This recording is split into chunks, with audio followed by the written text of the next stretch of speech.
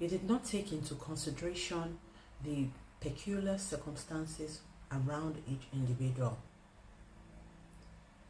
Why should 10% be the general norm if you can do more than 10%?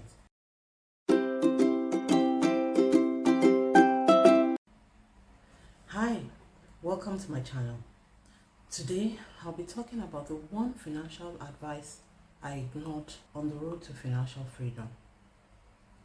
So 16 years ago, when I commenced work and I was searching for more information regarding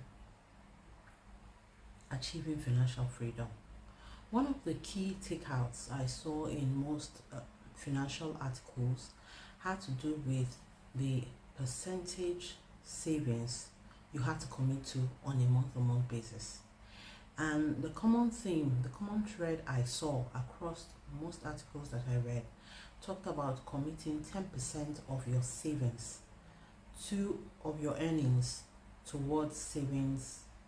And of course, once you aggregate a large sum of money, then you can go ahead and start investing. I found that idea a bit ludicrous because it did not take into consideration the peculiar circumstances around each individual.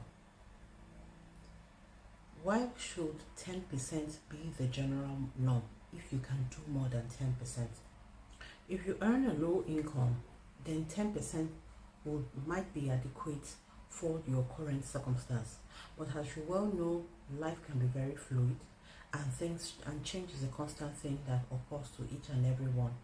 So as you climb the career ladder, your earnings will change over time.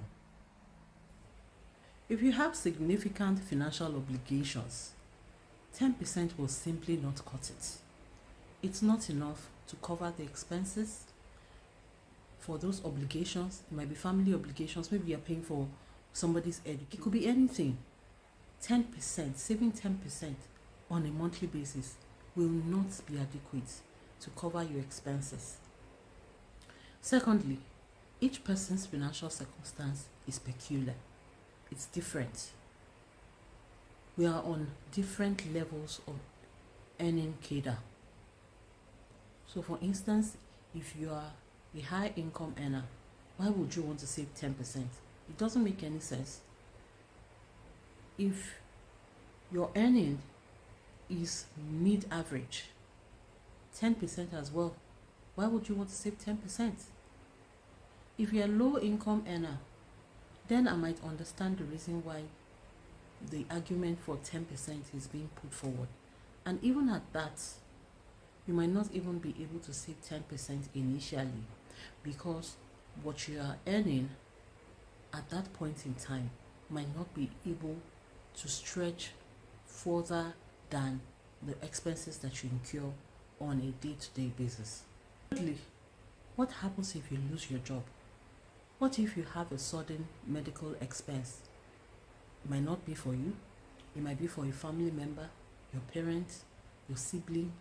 What happens if you have only 10% of your monthly income saved? That's a disaster waiting to happen. So it doesn't make any sense saving just 10% of your income, because at the end of the day, you will be overwhelmed when those sudden and unplanned emergencies occur and you need to cough out the money. Where will the money come from if you have not planned and saved ahead a certain sum targeting these emergencies that could crop up, whether it's now or in the future? And lastly, what about your retirement goals? Whether you're retiring early or you're even retiring at the mandatory government age, how much are you committing to your personal retirement goals? You need to think about that. Do you think 10% will be enough? Will be adequate along the road? Thinking about my own personal circumstance, no, 10% was not enough. So I had to ensure that I was doing more than 10%. 16 years ago, when I started working, I committed to 50%. I started with 50% of my monthly income, sucking it away in varied forms of investments. And before, along the line, as I changed jobs and started earning a higher income, I also increased my savings percentage. From 50%, it went to 70%. And it has stayed constant for 70%. It has stayed constant at 70% for a maximum of 10 years before I pulled out of the 9 to 5 race. And I have allowed the power of compound interest to work its magic and bring in much more returns than I even envisaged. So while saving 10% might be good at the initial start of your career, you might want to reconsider and ramp up the percentage to ensure that you have enough for retirement and you also have enough for other financial goals that you have committed to. Thanks for watching and see you in the next one.